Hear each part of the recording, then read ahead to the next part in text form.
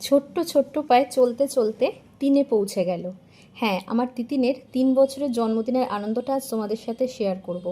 এটা ছিল জন্মদিনের স্পেশাল কেক। এবার দেখতে পাচ্ছ একটা ছোট্ট পুতুল। এই পুতুলটা আমাদের তিতিনের খুব ভালোবাসার একজন মানুষ, মানে আমাদের তিতিনের স্পেশাল গেস্ট ওর তাপস বনু, যাকে সকাল থেকে রাত পর্যন্ত তিতিন মনে করে। চলো এবার কেক কাটার পর্বে পৌঁছে যাই।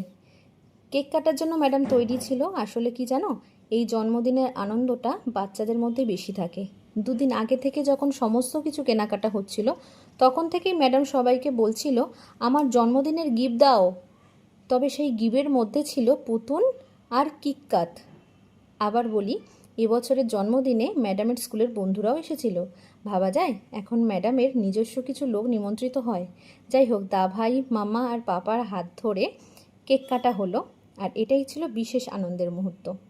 আর তার মাঝে কিছু ফটো ভিডিও তো ছিলই। আর ওই দেখো, কিছু বলতে লাগে না, ওরা সব শেখা, মানে একেবারে তৈরি ওরা ছোট থেকেই। এত মনে হয় আমরাও মনে হয় এত কিছু জানতাম না। আচ্ছা, যাই হোক, দেখতে পাচ্ছ চলছে কেক কাটা পর্ব। তার মাঝখানে মনটা তো নেই, কারণ ওর ভেতরে রয়েছে গাড়ি, অনেক কিছু। দেখছো কত আনন্দ। এই যে উপস্থিত ছিল অনেকেই, সবাই সবাই তো খুব খুশি যে ওর ওর সমস্ত কিছু দেখে সবাই খুশি হয়ে গেছিল। যাই হোক, দেখতে পাচ্ছ। আর দাভাই পড়েছিল একটা ভীষণ চিন্তায় যে বনির জন্মদিন, আমাকে তো একটা কিছু দিতে হবে। আমি তো দাভাই, কি করি বলো তো। আমরা তো ওর উপরেই ছেড়ে দিয়েছিলাম। তুমি দেখো তোমার বনিকে কি দেবে। এই যে দেখতে পাচ্ছ, এই আঁকাটা দিয়েছে দাভাইয়ের গিফট হিসাবে। যাই হোক, জানো তো 14ই জুলাই আমাদের দুটো অকেশন একসাথে। আগে বড়দির বিবাহবার্ষিকী পালন হতো, আর এখন দুটো একসাথে, মানে মেয়ের জন্মদিন আর দিদির বিবাহবার্ষিকী একই সাথে 14ই জুলাই। ছেলে আর মেয়ে তো খুব খুশি একের পর এক কেক কাটতে পেরে।